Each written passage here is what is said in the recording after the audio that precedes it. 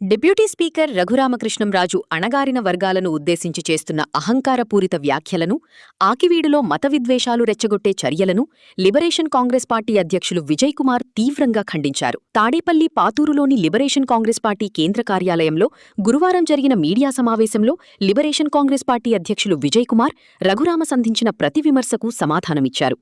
Liberation Congress party సిద్ధాంతాలపై మాట్లాడుతూ సాహు మహారాజ్, మహాత్మా పూలే, పెరియాల్, doctor BR Ambedkar ఆశయాలతో పేదలను అధికారం వైపు నడిపించడమే లక్ష్యమని, లిబరేషన్ కాంగ్రెస్ పార్టీ పేరు మీకు వింతగా ఉండొచ్చు, ఎందుకంటే రోజుకో పార్టీ మార్చే మీకు సిద్ధాంతమంటే ఏంటో తెలియదని, రాబోయే రోజుల్లో తమ పర్ఫార్మెన్స్ దద్దరిల్లిపోతుందని అన్నారు. 36% ఓట్లు సాధిస్తే అధికారం మనదేనని, ఎస్సీ, ఎస్టీ, మైనారిటీల ఓట్లు అవసరం లేదన్న రఘురామ మాటలను నిజం చేస్తూ స్థానిక ఎన్నికల్లో కూటమికి బుద్ధి చెప్పాలని తాను పిలుపునిస్తున్నానని విజయ్ కుమార్ స్పష్టం చేశారు. గాజులు తొడుక్కున్నామా అంటూ స్త్రీలను అవమానించే ధోరణి మానుకోవాలని రఘురామకు విజయ్ కుమార్ హితవు పలికారు. భవిష్యత్తులో రాజకీయాలను ప్రభావితం చేసే యువనాయకులను మేము తయారు చేస్తామని, రాబోయే రోజుల్లో తామేంటో నిరూపించుకుంటామని, షాకయ్యే ఫలితాలు రాబడతామని సీఎం చంద్రబాబు, మాజీ సీఎం జగన్ను ఉద్దేశించి విజయ్ కుమార్ స్పష్టం చేశారు. మన ఏపీలో రాజ్యాంగబద్ధమైనటువంటి పదవుల్లో ఉన్నవాళ్ళు చాలా బాధ్యతారహితంగా మాట్లాడటం అనేది ఈ మధ్యకాలంలో చూస్తూ ఉన్నాము. అది కూడా ఎక్కడైనా చిన్న చిన్న గొడవలు జరిగినా, ఘర్షణలు జరిగినా సరిదిద్ది సమన్వయం చేసి కలిసిమెలిసి ఉండండి ప్రజలందరూ అని చెప్పాల్సిన రోల్లో ఉన్నవాళ్ళు వాళ్లే విభజించి ఘర్షణలు కులపరంగా, మతపరంగా, ప్రాంతపరంగా క్రియేట్ చేయడం అనేటువంటిది చాలా బాధాకరమైన అంశం. అనేక విషయాలు ఇప్పుడు డిప్యూటీ స్పీకర్గా ఉన్నటువంటి ఉండి ఎమ్మెల్యే గౌరవనీయ రఘురామకృష్ణ గారు అనేకమైనటువంటి కామెంట్స్ చేస్తూ ఉన్నారు. అది కూడా ఏదైనా మేము నిలదీసి ప్రశ్నిస్తే దానికి సమాధానం చెప్పకుండా వ్యక్తిగతంగా దూషిస్తున్నారు, అనుచితమైనటువంటి వ్యాఖ్యలు చేస్తున్నారు. మేము ఎప్పుడు అలా మాట్లాడలేదు, మమ్మల్ని ఎందుకు మీరు అలా అన్నారు అని అంటే, మీరు అన్నారని మమ్మల్ని అన్నారు, మేము ఎక్కడా కూడా వారిని దూషించలేదు, మాట్లాడలేదు. మీరు ప్రూవ్ చేస్తే కనుక మీరేం చెప్పినా వింటాము, లేదంటే మీరు ఎమ్మెల్యేకి రిజైన్ చేయండి అని ఛాలెంజ్ చేశాను. అతను వెరిఫై చేసుకున్నాడు, నేను ఎక్కడ మాట్లాడేదని తెలుసుకుని సైలెంట్గా ఆ విషయం ప్రస్తావించకుండా వేరే విషయాలు వారు మాట్లాడుతూ ఉన్నారు. అయితే TV9లో కూడా అడిగారు, వారు 1 కోటి మంది పాపులేషన్ ఉన్నారు, 20% పాపులేషన్ ఉన్నారు, మీరు ఎందుకు వాళ్ళని ఇలాగా వేధిస్తున్నారు అని అంటే, వాళ్ళు కాకపోతే మిగిలిన వాళ్ళు ఓట్లు వేస్తారు మాకు అని అంటున్నారు. వాళ్ళు ఓటు వేయకపోయినా పర్లేదు అంటున్నారు. ఎస్సీ ఎస్టీలు ఓట్లు లేకపోయినా, మైనారిటీలు ఓట్లు లేకపోయినా మాకేం కాదని ఒక తెలుగుదేశం లీడర్గా ఉన్న ఉండి ఎమ్మెల్యే మాట్లాడుతున్నప్పుడు నేను తెలుగుదేశం అధ్యక్షుడైనటువంటి గౌరవనీయ చంద్రబాబు నాయుడు గారిని అడుగుతున్నాను. అతను ఈ ఎస్సీ ఎస్టీ మైనారిటీస్ ఓట్లు అయిపోయినా పర్లేదని మీ తెలుగుదేశం ఎమ్మెల్యే అంటున్నాడనంటే అది అతని వ్యక్తిగత అభిప్రాయమా లేక మీ పార్టీ అభిప్రాయమా? మీరు వివరణ ఇవ్వాలి కదా. అతను ఒక్కసారి కాదు, 2 సార్లు కాదు, పదే పదే అంటున్నప్పుడు ఈ ఎస్సీ ఎస్టీ మైనారిటీల ఓట్లు మాకు వద్దు అని అతను అంటున్నప్పుడు మీరు దాన్ని నివారించకపోగా మాట్లాడటం లేదంటే మీ పార్టీ విధానమా? అలా అయితే నేను లిబరేషన్ కాంగ్రెస్ పార్టీ నుంచి రాష్ట్ర వ్యాప్తంగా ఉన్న ఎస్సీ ఎస్టీ మైనారిటీలకు పిలుపునిస్తున్నాను. తెలుగుదేశానికి కానీ, జనసేనకు కానీ, బీజేపీ కూటమికి కానీ మీ ఓట్లు అవసరం లేదని తెలుగుదేశం ఎమ్మెల్యే చెప్తున్నాడు. కాబట్టి మీరందరూ మీటింగ్లు పెట్టుకుని సంఘాల్లో చర్చించి రాబోయే స్థానిక ఎన్నికల్లో కానీ, 2029 ఎన్నికల్లో కానీ తెలుగుదేశం, జనసేన, బీజేపీకి ఓటు వేయొద్దని నిర్ణయం చేయండి. మీరు సంఘాల్లో మాట్లాడుకుని ఒక నిర్ణయానికి రండి అని నేను లిబరేషన్ కాంగ్రెస్ నుంచి పిలుపిస్తున్నాను. ఎందుకంటే మీ ఓట్లు అవసరం లేదని తెలుగుదేశం నాయకుడే చెప్తున్నాడు. తెలుగుదేశం కూడా ఒక విధానాన్ని ప్రకటించలేదు. క్యాస్ట్ సర్టిఫికేట్స్ క్యాన్సిల్ చేస్తామని చెప్తున్నారు. క్యాస్ట్ సర్టిఫికేట్స్ క్యాన్సిల్ చేయడం అనేది సులువైన పద్ధతి ఏం కాదు. దానికి చాలా డ్యూ ప్రాసెస్ ఉంది. దానికి ఒక కమిటీ ఉంది, జాయింట్ కలెక్టర్ దానికి హెడ్, అనేక మంది సభ్యులు ఉంటారు. ప్రతి విషయాన్ని విచారించాలి. అసలు మతంలోకి మారారా లేదా అంటే క్రిస్టియన్స్గా, ముస్లిమ్స్గా వీళ్ళు కన్వర్ట్ అయ్యారా లేదా అన్నదానికి డ్యూ ప్రాసెస్ ఫాలో అవ్వాలి. మార్చేవాడికి అర్హత ఉండాలి, మారేవాడు ఆ ప్రాసెస్లో ముస్లిమ్స్ అయితే షహాదా చదవాలి, క్రిస్టియన్స్ అయితే బాప్తిజం తీసుకోవాలి, దానికి రికార్డెడ్ ఎవిడెన్స్ ఉండాలి, దాన్ని గజెట్ పబ్లికేషన్ చేయించాలి. ఈ ప్రాసెస్ అంతా అయిందా లేదా అని కమిటీ చెక్ చేయాలి, గ్రామానికి వెళ్ళి పంచనామా చేయాలి. ఇలా అనేక విషయాలు ఉన్నాయి. నేను 2 క్లాసిక్ కేసుల గురించి కూడా చెప్పాను. కాబట్టి భయపడొద్దు, ఎవరు కూడా ఇలాంటి బెదిరింపులకు మీరు భయపడొద్దు. దేనికైనా తిప్పికొట్టగలిగేటువంటి ఆయుధం ఓటు. ఈ ఓటుతోనే తిప్పికొట్టాలి. కాబట్టి ఈ ఓటు వాళ్ళు వద్దంటున్నారు.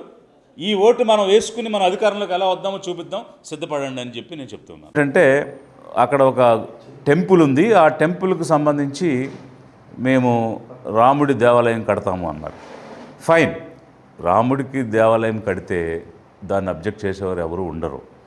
కానీ దాని పూర్వపరాల్లోకి వెళితే అక్కడ తెలిసినటువంటి విషయం ఏమిటంటే, అసలు ఇతనే జనసేన కార్యకర్తల్ని 50 మంది పైన తీసుకువెళ్ళడం, పోలీసుల్ని 50 మంది పైన తీసుకెళ్ళడం, అంటే ముందుగానే ఒక ఆర్కెస్ట్రేటెడ్గా ఒక షో నిర్వహించాలి అనేటువంటి ఆలోచనతో జనాన్ని వేసుకుని ఆ ఆకివీడి పెద్దపేటకు వెళ్ళడం జరిగింది అనేది ఒకటైతే, అతను వెళ్ళిపోయిన తర్వాత అసలు ఘర్షణలకు దారితీసింది. ఘర్షణ జరిగేటప్పుడు అక్కడ ఒకరి మీద ఒకరు తిరగబడినటువంటి సమయంలో కన్స్ట్రక్షన్ కోసం కొంత మెటీరియల్ అక్కడ ఆల్రెడీ ఉంది. అక్కడ స్లాబ్స్కి వాడేటువంటి చెక్కలు, దానికి కొట్టిన మేకులు ఉన్నాయి. ఎవరికి అందిన దాన్ని వాళ్ళు తీసుకుని కొట్టడంలో ఆ మేకులకు ఉన్న చెక్కలు పట్టుకుని కొట్టినప్పుడు ఆ మేకులు కొంతమందికి గుచ్చుకున్నాయని ఆ సీన్ ఆఫ్ అఫెన్స్లో ఉన్నవాళ్ళు నాతో చెప్పినటువంటి విషయం. దానికి వీరు ముందుగానే ప్లాన్ చేసి మేకులు తీసుకుని, కొక్కాయలు తీసుకుని గుచ్చారు, కొట్టారని ఇట్లా చెప్తూ ఉన్నారు. అక్కడ అందుబాటులో ఉన్నటువంటి రాళ్ళు, చెక్కలు ఏముంటే అవి పట్టుకుని అక్కడ ఘర్షణ పట్టడం జరిగింది ఒక విషయం. అయితే ఇక్కడ ఎందుకు ఇదంతా చేయాల్సి వచ్చింది ఇతను అనే దాని లోతులోకి వెళితే స్థానికులు ఏం చెప్తున్నారంటే, సత్రం అనేది ఉంది, 2 ఎకరాల భూమి దాని కింద ఉంది. అది కమ్యూనిటీ నీడ్స్, ప్రజా ఉపయోగం కోసం అక్కడ ఉన్నటువంటి షెడ్యూల్ కాస్ట్ కమ్యూనిటీ వాళ్ళు మీటింగ్స్ పెట్టుకోవడం, పెళ్ళిళ్ళు చేసుకోవడం, ఇట్లా రకరకాల వ్యవహారాలకి ఆ 2 ఎకరాల భూమిని వాడుకుంటున్నారు. అయితే ఇది ఆకివీడి నుంచి ఐ భీమవరం వెళ్ళేటువంటి దారికి పక్కన ఉంది. ఐ భీమవరం అనేది ఈ రఘురామకృష్ణ అనేటువంటి ఎమ్మెల్యే గారి యొక్క నేటివ్ ప్లేస్. ఈ ఆకివీడు నగర పంచాయతీగా మారింది. అది ఇన్సిడెంటల్గా నేను మున్సిపల్ అడ్మినిస్ట్రేషన్ కమిషనర్గా ఉన్నప్పుడే ఆకివీడు పాపులేషన్ 30,000కు దాటి ఉంది. కలెక్టర్కి నేను ఫోన్ చేసి ఇది మున్సిపాలిటీ చేయొచ్చు, నువ్వు ప్రపోజల్ పంపించంటే, నేను చెప్పిన తర్వాత కలెక్టర్ ప్రపోజల్ ఇచ్చిన తర్వాత నగర పంచాయతీగా నేనే దాన్ని చేయడానికి దోహదపడ్డాను. అయితే ఈరోజు ఆ చెరుకుపల్లిని కూడా దీనిలో కలిపి, ఆ ఐబీఎంవరం కూడా దీనిలో కలిపి 3rd గ్రేడ్ మున్సిపాలిటీగా చేయాలి. అలా చేయాలి అన్నప్పుడు మున్సిపల్ ఆఫీసు లేబర్ కాలనీలో పేదలు నివసించే మధ్యలో ఉంది. ఈ రాజులందరూ ఆ మున్సిపల్ కాలనీకి వెళ్ళాలంటే ఈ లేబర్ మధ్యలో నుంచి నడిచి వెళ్ళడానికి ఇష్టం లేదు. ఈ షెడ్యూల్ కాస్ట్ వాళ్ళు వాడుకుంటుని ఆకివీడు స్థానికులు, పెదపేటలో ఉన్నటువంటి వాళ్ళు చెప్పినటువంటి విషయం. మరి ఇది ఓపెన్గా కాకుండా వాస్తవంగా అయితే ఆ గుడి గురించి కూడా వారు చెప్పారు. ఎప్పుడో కొన్ని సంవత్సరాల క్రితం కొంతమంది వైశ్యులు రాముడి విగ్రహాలు తెచ్చి ఆ గొంతెనమ్మ గుడిలో పెట్టారు. అప్పటి నుంచి అది అలా నడుస్తుంది, దాన్ని ఎవరు పట్టించుకోలేదా, అది అలా ఉంది అని చెప్పారు. ఓకే, టెంపుల్ అఫైర్స్లోకి నేను వెళ్ళడం లేదు. ఎందుకనంటే జనం అడిగితే కట్టండి, there is nothing wrong. Temple కట్టొచ్చు, చర్చ్ కట్టొచ్చు, మాస్క్ కట్టొచ్చు, ఏదైనా కట్టొచ్చు. We are not for any particular religion. కాకపోతే ఆ బేస్ చేసి విడదీయటం అనేటువంటిది ఒక్కటే అభ్యంతరం చెప్తున్నాం. ఎందుకోసం అంటే సామరస్యంగా జీవించాల్సినటువంటి రాష్ట్రం ఇది. ఇంకా మరొక విషయం వారు మాట్లాడుతుంది ఏంటంటే, నేను క్రిస్టియన్ స్కూల్స్లో చదువుకున్నాను, లైలా కాలేజీలో చదివాను, నాకు చాలా గౌరవం ఆ మతం అని, నేను చాలా రెస్పెక్ట్ చేస్తానని చెప్తూ ఆ మాట్లాడే పాస్టర్స్ గురించి వాళ్ళని వెక్కిరిస్తూ, హేళన చేస్తూ, ఇమిటేట్ చేస్తూ చులకనగా మాట్లాడటం అనేటువంటిది ఎంతవరకు సమంజసం? అలా మంత్రాలు చదివే బ్రాహ్మణులను వెక్కిరిస్తూ ఉంటే, అలాగే శ్లోకాలు చదివేటువంటి వాళ్ళని, లేకపోతే ముల్లాస్ని, అట్లా ఒక్కొక్కరు ఇంకొకరు వెక్కిరించుకుంటూ వెళుతూ ఉంటే అది ఎటు దారి తీస్తుంది? ఒక ప్రజాప్రతినిధిగా ఉండి, కాన్స్టిట్యూషనల్ పొజిషన్లో ఉండి, ఒక పాస్టర్ ఎట్లా మాట్లాడతాడు అనే దాన్ని ఇమిటేట్ చేస్తూ మతాన్ని కించపరిచే విధంగా హేళన చేయడం ఏ రకంగా సమంజసం? జనం ఆలోచించమని నేను చెప్తున్నాను. అదే సమయంలో ఇంకొకటి కూడా ఆలోచించాలి. ఏంటంటే, కొంతమంది స్వస్థత కోసం వచ్చిన వాళ్ళకి నీకు ఆ జబ్బు తగ్గిస్తా, ఈ జబ్బు తగ్గిస్తా అని రకరకాల ప్రార్థనలు చేస్తారని కొన్ని చూపిస్తూ ఉన్నారు. ప్రతి చోట కూడా ఈ దేశంలోనే, మానవ సమాజంలోనే మంచి చెడు అనేవి రెండు ఉంటాయి. తప్పు చేసే సెక్షన్ ఒకటి కంటిన్యూస్గా ఉంటూనే ఉంటుంది. ప్రలోభాలు గురి చేసే సెక్షన్ ప్రతి చోట ఉంటుంది. అది ఒక క్రిస్టియన్స్లో ఉన్నారా, ముస్లిమ్స్లో ఉన్నారా, బుద్ధిస్ట్లో ఉన్నారా అనేది కాదు. మరి నిన్నగాక మొన్న నాసిక్లో అశోక్ కారత్ అనే అతను 58 మందిని జ్యోతిష్కం పేరు చెప్పి, ఆస్ట్రాలజీ పేరు చెప్పి సెక్షువల్గా అబ్యూజ్ చేయటమే కాకుండా వీడియోలు తీశాడు. మరి నేను జ్యోతిష్కుని చెప్తా, నీ భవిష్యత్తు చెప్తా అని బాబాలు, వందల మంది బాబాలు ఆడవాళ్ళని లైంగికంగా వేధించినటువంటివి, వందల మంది బాబాలు లక్షల కోట్లు దోచేసినవి, వందల మంది బాబాలు బ్లాక్ మనీని హవాలాని చేసినటువంటి సంఘటనలు మన దేశంలోనే చూసాం. అలాగని చెప్పి హిందూ మతం బ్యాడ్, ముస్లిం మతం బ్యాడ్ అని మనం అనలేం కదా. కాబట్టి ప్రతి చోట మంచి చెడు ఉంటాయి. దాన్ని చిలవలు పలవలుగా ఎత్తి చూపించడం, ఏ క్రిస్టియన్ను కూడా ప్రలోభాలు పెట్టేటువంటి పాస్టర్ని సపోర్ట్ చేయరు. అలాగే ప్రతి మతంలోనూ కూడా ఆ రకమైనటువంటి మంచి చెడులు ఉంటాయి. దాన్ని పట్టుకుని దానిని మ్యాగ్నిఫై చేసి జూమ్లో చూపించడం, దీనివల్ల జనం మధ్య ద్వేషం నింపడం, విద్వేషాలు రగిలించడం తప్ప కాన్స్టిట్యూషనల్ పొజిషన్లో ఉన్న వ్యక్తి ఒక మతం గురించి మాట్లాడటం మంచిది కాదు, సమంజసం కాదు అనేటువంటిది లిబరేషన్ కాంగ్రెస్ పార్టీ హెచ్చరిక చేస్తుంది. మరొక అంశం వారు ఏం మాట్లాడతారంటే, చర్చెస్ పర్మిషన్ లేకుండా ఉన్నాయి, క్యాస్ట్ సర్టిఫికేట్స్ క్యాన్సిల్ చేస్తాం అని మాట్లాడుతున్నారు. ఆకివీడులోనే 113 చర్చిలను ఐడెంటిఫై చేసాం పర్మిషన్ లేని అని చెప్తున్నారు. అసలు ఒక కామన్ సెన్స్, ఒక లాజికల్ క్వశ్చన్ నేను వేస్తున్నాను ఏంటంటే, మీరే ఆకివీడులోనే 113 చర్చిలు పర్మిషన్ లేకుండా ఉన్నాయని పబ్లిక్గా ప్రెస్ మీట్ పెట్టి చెప్పి, అంత అవగాహన జ్ఞానం కలిగిన వ్యక్తి ఎలాంటి పర్మిషన్ లేకుండా టెంపుల్ కట్టడానికి ఎలా పూనుకున్నారు? Common sense. మీరు ఒక పక్క పర్మిషన్ లేకుండా దేవాలయాలు నడుస్తున్నాయని చెప్తూ, పర్మిషన్ లేకుండా ఇంకో దేవాలయం కట్టడానికి మీరే ఎలా పూనుకున్నారు? ఎంత ఆశ్చర్యకరం. కనీసం కామన్ సెన్స్తో ఆలోచిస్తే కూడా, హైకోర్టు చెప్తే తప్ప, గవర్నమెంట్ పర్మిషన్ ఇచ్చాకే, రెజల్యూషన్ పాస్ చేశాకే, కలెక్టర్ ఎన్ఓసి వచ్చాకే, మున్సిపల్ పర్మిషన్స్ ప్లాన్ అప్రూవల్ వచ్చిన తర్వాతే మీరు కట్టాలి అని కోర్టుతో చెప్పించుకున్నారు అని అంటే, మరి ఇన్నాళ్ళు మీరు పర్మిషన్ లేని వాటిని నోటీసులు ఇస్తాం, తీసేస్తామని మాట్లాడిన దానికి పూర్తిగా వ్యతిరేకంగా మీరే పూనుకుని వితౌట్ పర్మిషన్ టెంపుల్ కట్టడానికి వెళ్ళడం అనేటువంటిది, ఇక అది మీ విజ్ఞతకే వదిలేస్తున్నాను. అయితే ఇక్కడ నేను ఒక విషయాన్ని క్లియర్గా చెప్తున్నాను ఏంటంటే, పర్మిషన్ లేకుండా ఎంక్రోచ్మెంట్స్తో కాలువల్లో కానీ, నదుల్లో కానీ, చెరువుల్లో కానీ, రోడ్ల మీద కానీ ఉన్నవి అన్నీ తీసేయాలని ఈ ప్రభుత్వం నిర్ణయం తీసుకుంటే తీసేయండి, మాకు ఎలాంటి అభ్యంతరం లేదు.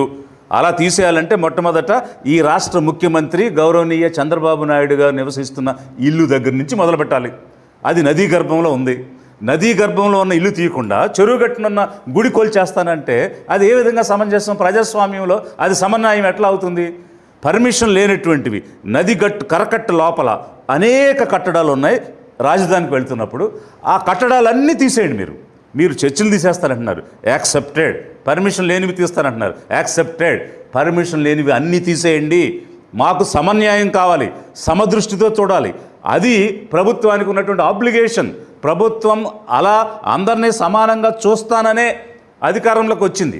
అలాంటప్పుడు గౌరవ ముఖ్యమంత్రి నది గర్భంలో నివసిస్తూ ఉంటే ఆ పర్మిషన్ లేనటువంటి బిల్డింగ్స్ని మీరు తీసేయకుండా ఎవరో జీవనోపాధి చేసుకుంటూ నలుగురు కలిసి కూర్చుని ప్రార్థన చేసుకునే దాన్ని చెరువుగట్టు మీద ఉందని మీరు కూల్చేస్తారంటున్నారు.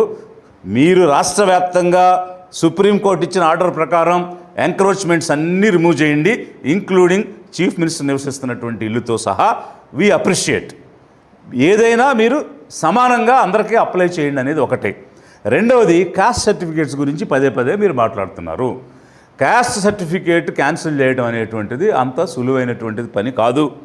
ఎవరైనా ఆ విషయంలో భయపడుతుంటే, షెడ్యూల్ కాస్ట్గా ఉన్నటువంటి వాళ్ళు మా కాస్ట్ సర్టిఫికేట్ క్యాన్సిల్ అవుద్దేమో అని భయపడే వాళ్ళకి నేను చెప్తున్నాను, మీరెవరూ కూడా భయపడొద్దు.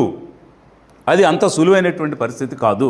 ఎందువల్ల కాదంటే, కన్వర్షన్ అనేటువంటిది ఒక డ్యూ ప్రాసెస్ ప్రకారం జరగాలి. హిందుత్వ అనే పుస్తకంలో వినాయక్ దామోదర్ సావర్కర్ అనేటువంటి వ్యక్తి ఏం రాశాడు క్లియర్గా, ఈ దేశంలో వంశపారంపర్యంగా పుట్టిన వాళ్ళందరూ హిందువులు.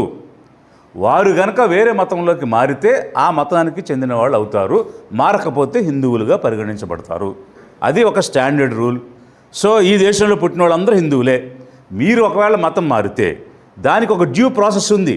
1872లో ఇండియన్ క్రిస్టియన్ మ్యారేజ్ యాక్ట్ వచ్చింది. ఆ తర్వాత సక్సెషన్ యాక్ట్ వచ్చింది. ఆ తర్వాత అనేక చట్టాలు వచ్చాయి. ఆ చట్టాల ప్రకారం ఒకవేళ మీరు క్రిస్టియన్గా మారాలి అనుకుంటే దానికి ఒక డ్యూ ప్రాసెస్ ఉంది. బాప్టిజం ఇవ్వాలి, నీళ్లలో ముంచాలి, ఆ ముంచే వ్యక్తికి కూడా అర్హత ఉండాలి, తీసుకునే వ్యక్తి కూడా డిక్లరేషన్ ఇవ్వాలి. ఇచ్చిన తర్వాత దానికి ఒక రికార్డెడ్ ప్రూఫ్ ఉండాలి. సో రికార్డెడ్ ప్రూఫ్ తోటి, ఎవిడెన్స్ తోటి, గజెట్ పబ్లికేషన్ తోటి మీరు డ్యూ ప్రాసెస్ ఫాలో అయ్యి మతం మారితే అప్పుడు ఆ మతానికి చెందిన వాళ్ళు అవుతారు. అంతేకాదు ఒకవేళ క్యాన్సిల్ చేయాలి సర్టిఫికేట్ అనుకుంటే జాయింట్ కలెక్టర్ పరిధిలో ఒక స్క్రీనింగ్ కమిటీ అనేటువంటిది ఉంటుంది. ఒకవేళ ఒకరు ముస్లింగా కన్వర్ట్ అవ్వాలన్నా కూడా షహదా అని వారు చదవాలి, ఆ ప్రాసెస్ని ఫాలో కావాలి. ఏదైనా వారు కూడా లీగల్గా గజెట్ పబ్లికేషన్ కూడా చేయాలి, ఆ ముల్లా నుంచి సర్టిఫికేట్ కూడా తీసుకోవాలి. ఈ ప్రాసెస్ ఏమి లేకుండా ఏదో గుడికి వెళ్ళాడు, మాస్కి వెళ్ళాడు కాబట్టి ఇతను క్రిస్టియన్ అని నిర్ధారించి మేము క్యాస్ట్ సర్టిఫికేట్ క్యాన్సిల్ చేస్తామంటే అది చల్లదు. అది చాలా స్పష్టంగా బ్రిటిష్ వాళ్ళు ఉన్న టైం నుంచి కూడా ఆర్డర్స్ ఇచ్చి ఉన్నారు. డ్యూ ప్రాసెస్ ఫాలో అయ్యి రికార్డెడ్ ఎవిడెన్స్ ఉండి వారు సెల్ఫ్ డిక్లరేషన్ ఇచ్చి గజెట్ పబ్లికేషన్ చేసుకుంటేనే వారిని క్రిస్టియన్స్గా పరిగణించడం జరుగుతుంది. కేవలం చర్చికి వెళ్ళారనో, ప్రార్థనలో పాల్గొన్నారనో, లేకపోతే గుళ్ళో మన ఇంట్లో విగ్రహాలు పెట్టుకున్నారనో జస్టిస్ హైకోర్టు, మన ఏపీ హైకోర్టు జస్టిస్ దేవానంద్ ఒక జడ్జిమెంట్ ఇచ్చున్నారు. దానిలో మెడలో సిలువ వేసుకున్నంత మాత్రాన, ఇళ్ళలో జీసస్ క్రైస్ట్ ఫోటో పెట్టుకున్నంత మాత్రాన వాళ్ళు క్రైస్తవులకు చెందరు. క్లియర్ కట్ రికార్డెడ్ ఎవిడెన్స్ ఉంటేనే వారు క్రైస్తవులుగా పరిగణించబడతారు. క్లియర్ కట్ ఎవిడెన్స్ ఉంటేనే ముస్లిమ్స్గా పరిగణించబడతారు. అప్పుడే క్యాస్ట్ సర్టిఫికేట్ మీద ఎంక్వైరీ అనేది చేయడానికి అవకాశం ఉంటుంది. అలాగే ఆ రికార్డెడ్ ప్రూఫ్ లేకుండా, పంచనామా చేయకుండా, వీళ్ళు ఫాలో అవుతున్నటువంటి విధానం ఏంటని చుట్టుపక్కల ఉన్నటువంటి పంచనామా చేయకుండా అది క్యాన్సిల్ చేయడం, దానికి చాలా ప్రాసెస్ ఉంది, అది అంత సులువు కాదు, భయపడద్దు అని చెప్తూ నేను కొన్ని జిల్లాల్లో పనిచేసినప్పుడు కొన్ని క్లాసిక్ కేసెస్ ఎంక్వైరీ చేశాను. ఆదిలాబాద్ జిల్లాలో జాయింట్ కలెక్టర్గా ఉన్నప్పుడు నా దగ్గరికి కొన్ని కంప్లైంట్స్ వచ్చినాయి కాస్ట్ మీద. ఒక క్లాసిక్ కేసు చెప్తాను నేను. రమేష్ రాథోడ్ అని ఆదిలాబాద్ ఎంపీ ఉన్నారు. అతని వైఫ్ సుమన్ రాథోడ్ అని ఉట్నూరు ఎమ్మెల్యేగా ఉన్నారు. ఆ సుమన్ రాథోడు దొంగ ఎస్టీ సర్టిఫికేట్ పెట్టి ఉట్నూరు ఎమ్మెల్యేగా గెలిచారు కాబట్టి ఎస్టీ సర్టిఫికేట్ క్యాన్సిల్ చేయమని కంప్లైంట్ నా దగ్గరికి వచ్చింది. ఒక కమిటీ ఉంది, ఆ కమిటీకి నేను హెడ్. ఒక డీటెయిల్డ్ ఎంక్వైరీ చేశాను. చేసిన తర్వాత ఒక తీర్పునిచ్చాను. ఏమిటా తీర్పు అంటే, ఆవిడ ఆంధ్రప్రదేశ్ రాష్ట్రానికి చెందిన వ్యక్తి కాదు, మహారాష్ట్రలో యావత్మాల్లో పుట్టారు. ఆవిడ పుట్టినటువంటి కమ్యూనిటీ షెడ్యూల్డ్ ట్రైబ్ కమ్యూనిటీ కాదు. Mere marriage with a scheduled tribe person, ఆమెకు షెడ్యూల్డ్ ట్రైబ్ స్టేటస్ రాదు. కాబట్టి ఆమె ఎస్టీ కాదని ఆమె ఎస్టీ సర్టిఫికేట్ క్యాన్సిల్ చేసి ఆ సర్టిఫికేట్ మీద గెలిచిన ఎమ్మెల్యేని కూడా రద్దు చేయమని చెప్పి నేను తీర్పిచ్చాను. హైకోర్టుకి వెళ్ళారు, ఫస్ట్ స్టే తెచ్చారు, కానీ కొద్ది రోజుల తర్వాత స్టే వేకేట్ అయింది. మళ్ళీ అప్పీల్కి వెళ్ళారు. అప్పీల్లో కూడా ఏం చెప్పారంటే, ఈ స్క్రూటినీ కమిటీ చాలా సుదీర్ఘమైనటువంటి విచారణ చేసి చాలా స్పష్టమైన ఆదేశాలు ఇచ్చారు, దాంతో ఇంటర్ఫియర్ అవ్వడానికి మా దగ్గర మెటీరియల్ ఏం లేదని హైకోర్టు కొట్టేసింది. సుప్రీంకోర్టుకి వెళ్ళారు. సుప్రీంకోర్టు కూడా నేను ఇచ్చినటువంటి ఫైండింగ్స్ని అప్హెల్డ్ చేసి he is right in cancelling the certificate అని ఆ ఎమ్మెల్యే యొక్క సర్టిఫికేట్ క్యాన్సిల్ చేసి రద్దు అయింది. ఇంకొక క్లాసిక్ కేసు నేను చెప్తున్నాను. ఈస్ట్ గోదావరి జిల్లాలో కలెక్టర్గా పనిచేస్తున్నప్పుడు అప్పుడు సిట్టింగ్ ఎంపీగా ఉన్నటువంటి జీవి హర్ష్ కుమార్ మీద కంప్లైంట్ వచ్చింది. ఏమని, అతను ఎస్సీకి చందుడు అని. అది కూడా నేను డీటెయిల్డ్గా ఎంక్వైరీ చేశాను. అతను పెళ్లి దగ్గర నుంచి అన్ని అంశాలు కూడా హిందూ కస్టమ్స్ ప్రకారంగా చేసుకున్నారు. తన భార్యని ఒక హిందూ టెంపుల్లో హిందూ మ్యారేజ్ చేసుకుని వారు ఉన్నారు. అంతేకాకుండా అనేక విషయాలు మేము లోతుగా పరిశీలించి వారు షెడ్యూల్ క్యాస్ట్కే చెందుతారు, క్యాన్సిల్ చేయడానికి వీలు లేదని అదొక తీర్పు ఇవ్వడం జరిగింది. అది కూడా హైకోర్టులో నిలబడింది. సుప్రీంకోర్టులో కూడా నేను ఇచ్చినటువంటి ఆర్డర్ చెల్లుబాటు అయ్యింది. ఈ రెండు కేసులు నేను ఎందుకు చెప్తున్నానంటే, ఒకటి క్యాన్సిల్ చేశాం, ఒకటి నిలబెట్టాం. ఏదైనా ఒక డ్యూ ప్రాసెస్ జరగకుండా చేయడం సాధ్యం కాదు. అందువల్ల ఇతను సర్టిఫికేట్స్ క్యాన్సిల్ చేస్తామని మిమ్మల్ని అందరినీ భయపెడుతూ ఉన్నాడు. మీరెవరూ కూడా భయపడొద్దు అని లిబరేషన్ కాంగ్రెస్ పార్టీ నుంచి మద్దతుగా చెప్పడం ఒకటైతే, నేను తెలుగుదేశం పార్టీని స్పష్టంగా ప్రశ్నిస్తూ ఉన్నాను, అడుగుతున్నాను. గౌరవనీయ చంద్రబాబు నాయుడు గారు, మీ తెలుగుదేశం విధానం ఏమిటి? ఇతను మాట్లాడితే షెడ్యూల్ కాస్ట్ అంటారు, అందులో క్రిస్టియన్స్ ఉన్నారంటారు. క్రిస్టియన్ పేర్లు పెట్టుకున్నంత మాత్రాన డానియల్ అనో, జోసెఫ్ అనో, లేకపోతే జెర్మియాను, ఇలా రకరకాల పేర్లు పెట్టుకున్నంత మాత్రాన వారు క్రిస్టియన్స్గా పరిగణించబడరు అని కోర్టే చెప్పేసింది. మీ తెలుగుదేశం నాయకుడిగా చెప్పుకునే ఉండి ఎమ్మెల్యే మిస్టర్ రఘురామకృష్ణ దీన్ని వ్యతిరేకిస్తూ వీళ్ళందరికీ క్యాన్సిల్ చేస్తామని అంటున్నారు. అది అతని వ్యక్తిగత అభిప్రాయమా లేకపోతే మీ పార్టీ అభిప్రాయమా? ఎందుకనంటే టీవీ9లో అడిగారు కూడా, 20% మంది ఉన్నారు, 1 కోటి మంది ఉన్నారు, వాళ్ళు ఈ క్యాన్సిల్ చేస్తానంటున్నారు, వాళ్ళు మీకు వ్యతిరేకం అవుతారంటే మాకు 80% మంది ఉన్నారు, వాళ్ళు ఓటు వేయకపోయినా పర్వాలేదని ఇతను అంటున్నాడు. మరి షెడ్యూల్ కాస్ట్ కానీ మైనారిటీలు కానీ తెలుగుదేశానికి ఓట్లు వేయాల్సిన అవసరం లేదని మీ తెలుగుదేశం నాయకుడు చెప్తున్నారు. అది మీ పార్టీ విధానమా? విధానం అయితే చెప్పండి. నేను మీ ద్వారా షెడ్యూల్ కాస్ట్ వాళ్ళకి, మైనారిటీ క్రిస్టియన్స్కి, ముస్లిమ్స్కి చెప్తున్నాను, మీరు తెలుగుదేశానికి ఓట్లు వేయాల్సిన అవసరం లేదట తెలుగుదేశం నాయకుడే చెప్తున్నాడు. కాబట్టి మీరందరూ కూడా చర్చించండి, మీ సంఘాల్లో మీటింగ్లు పెట్టుకోండి. ఇక మీదట వచ్చే స్థానిక ఎన్నికల్లో కానీ 2029 ఎన్నికల్లో కానీ తెలుగుదేశం, కూటమి, జనసేన, బీజేపీ వీరికి ఎవరికి కూడా మన ఓట్లు అవసరం లేదని తెలుగుదేశం నాయకుడే చెప్తున్నాడు. కాబట్టి మనం ఎవరూ ఇక ఈ కూటమికి కానీ, తెలుగుదేశానికి కానీ, జనసేనకు కానీ, బీజేపీకి కానీ ఓటు వేయొద్దు అనే విషయాన్ని నేను ప్రతిపాదిస్తున్నాను. మీరెవరు కూడా వాళ్ళకి ఓటు వేయొద్దని మీ సంఘాల్లో మీరు చర్చించి మెరిట్స్ మీద మీరు డెసిషన్ తీసుకోండి అని ఎస్సీస్కి, క్రిస్టియన్ మైనారిటీస్కి, ముస్లిం మైనారిటీస్కి చెప్తున్నాను. ఎందుకంటే తెలుగుదేశం నాయకుడే వాళ్ళ ఓట్లు అయిపోయినా కూడా మేము గెలుస్తామనేటువంటి మాట వారు చెప్తున్నారు. కాబట్టి మీ స్టాండ్ ఏంటనేటువంటిది మీరు ప్రకటించలేదు. కాబట్టి అతని వాదననే మీ పార్టీ వాదనగా తీసుకుని నేను ఒక పిలుపునిస్తున్నాను. మీరందరూ మాట్లాడుకోండి, చర్చించి ఒక నిర్ణయానికి రండి ఈ విషయంలో. అదేవిధంగా ఇంకా అనేక విషయాలు ఆయన మాట్లాడుతున్నారు. ఏమిటంటే నేను ఇక్కడ ఎస్సీ రిజర్వేషన్లో గెలిచినటువంటి ఎమ్మెల్యేలు 29 మంది ఉన్నారు, ఎస్టీలో గెలిచిన వాళ్ళు 7 మంది ఉన్నారు, మొత్తం 36 మంది ఎస్సీ ఎస్టీస్ని రిప్రజెంట్ చేయడానికి శాసనసభకు వచ్చారు. వచ్చినప్పుడు ఒక షెడ్యూల్ కాస్ట్ కమ్యూనిటీని అతను టార్గెట్ చేసి, కార్నర్ చేసి, కంటిన్యూస్గా వాళ్ళ మీద హేట్గా, విద్వేషంగా మాట్లాడుతూ ఉంటే, మిమ్మల్ని తిరగనివ్వను, మీ సర్టిఫికేట్స్ క్యాన్సిల్ చేయిస్తాను అని భయభ్రాంతులు గురి చేస్తూ ఉంటే, ఆ కమ్యూనిటీస్ నుంచి గెలిచిన ప్రతినిధులుగా మీరెవరు కూడా ఎందుకు మాట్లాడటం లేదు? మీకు బాధ్యత లేదా? మీరు ఆ కమ్యూనిటీని రిప్రజెంట్ చేయడానికి ఆ రిజర్వ్డ్ సీట్లో గెలిచినటువంటి వాళ్ళు కాదా? ఈరోజు నేను ఎందుకు మాట్లాడుతున్నానంటే 2000 సంవత్సరాలు ఈ ఎస్సీలను, ఎస్టీలను, అంటరాని వారని, ఆదివాసులని రకరకాల పేర్లు పెట్టి పంచములని అణిచివేశారు. వీరు బలహీనులు, వీరు వీక్నెస్లో ఉన్నారు, ఎవరిని ఎదిరించగలిగే శక్తి సామర్థ్యాలలో లేకుండా ఉన్నారు.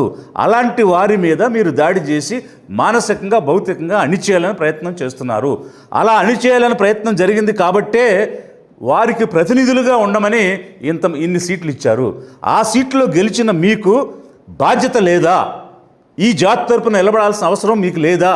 ఈ జాతులకు ఇచ్చిన స్థానాల్లో గెలిచి వారికి అండదండగా ఉండకుండా వారు బలహీనంగా ఉండి వారిని భయపెడుతూ ఉంటే, మేమున్నాం మీకోసం, మీకు రక్షణగా ఉంటాం, మీకు బలంగా ఉంటాం, మీ తరపున మేము గెలిచాం అని ఒక్క ఎమ్మెల్యే కానీ, ఒక్క ఎంపీ కానీ ముందుకొచ్చి మాట్లాడటం లేదంటే మీకు జాతీయ ఎడల ఏం బాధ్యత ఉందని లిబరేషన్ కాంగ్రెస్ పార్టీ నిలదీస్తుంది, ప్రశ్నిస్తుంది.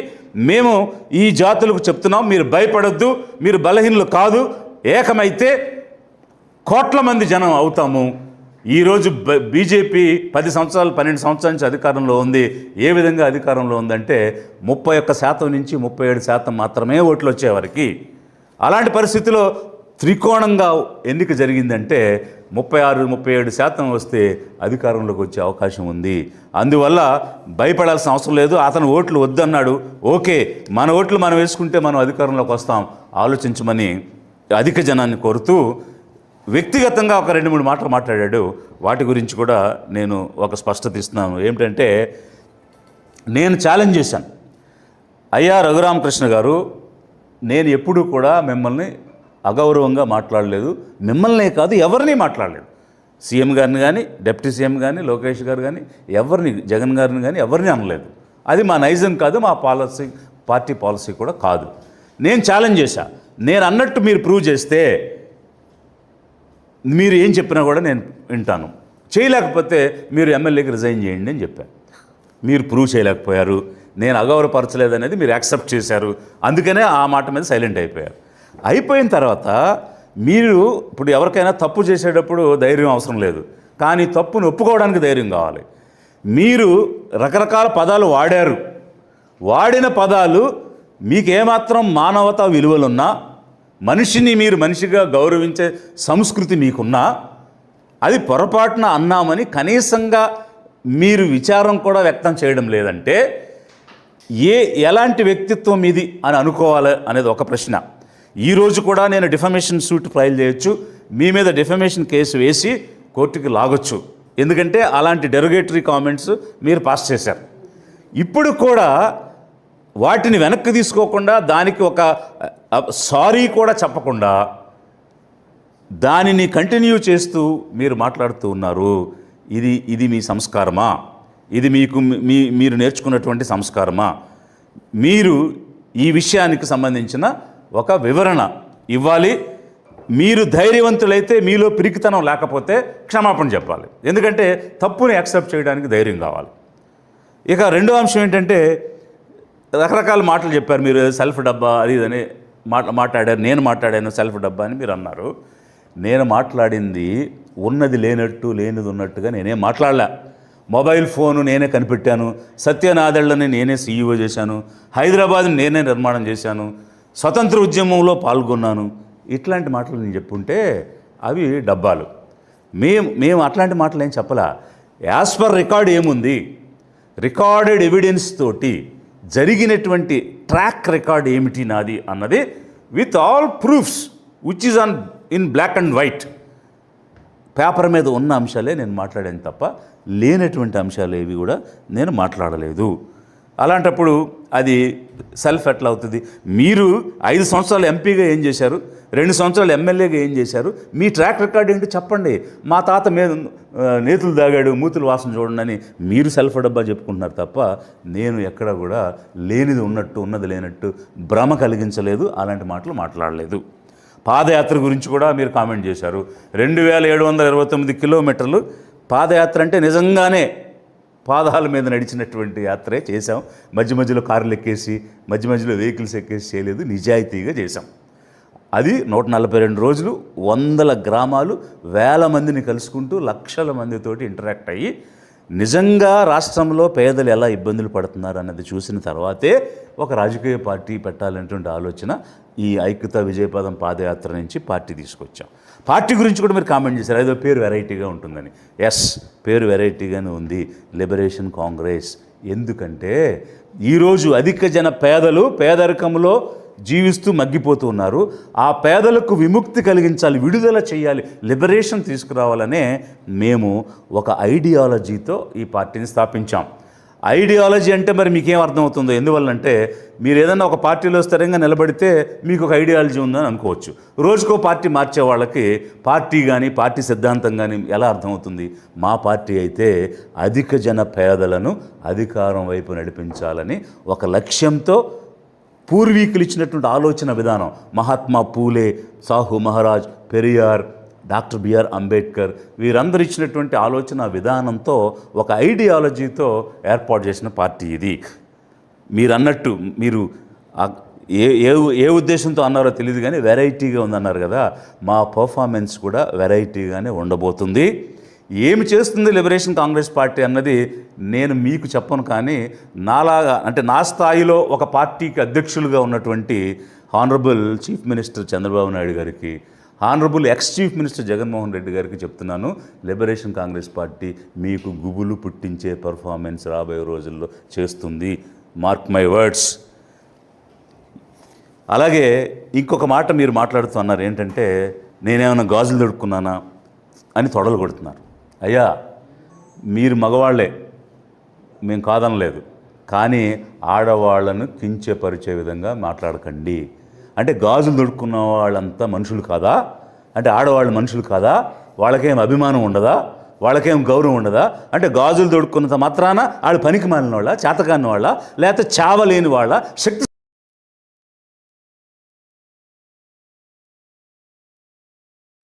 రంగాలు వేసుకున్నామా ఏంటి ఆ మాటలు? అంటే ఒక జాతిని కించపరిచే మాటలు ఏంటి?